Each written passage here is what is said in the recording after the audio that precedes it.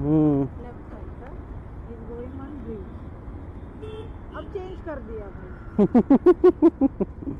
You can't blame woman. हाँ obviously bro. है ऐसे। हाँ भाई, हम लोग ब्लेम नहीं कर सकते किसी को, की पुरुषांमध्ये पण आहेत असे। या बस ड्रायव्हरला काय प्रॉब्लेम आहे काय माहित। मी ब्लेम नाही करत कुणाला, कारण मला चांगलं माहिती आहे, मी बाईक चालवतो ना, मला असे किती लोक भेटतात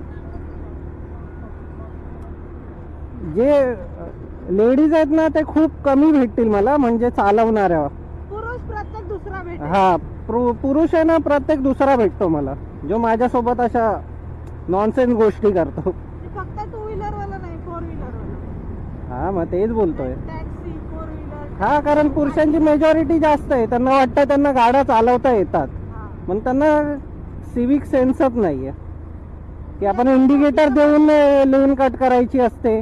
डायरेक्ट राईट साईडची लेन ब्रिजच्या खाली उतरायचं म्हणून डायरेक्ट राईट वरून डायरेक्ट लेफ्टला नसतं जायचं।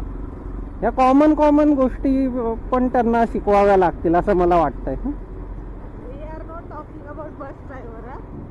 बस ड्रायव्हर वेगळ्या कॅटेगरीत येतात, ते कुणाच्या बापाला ऐकत नाही।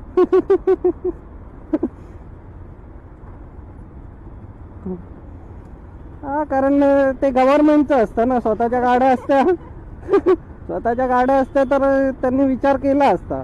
दे विल बी लाइक अपना क्या नुकसान है भाई, तोड़ दो फोड़ दो, तोड़ दूंगा फोड़ दूंगा, अशी हालत आहे।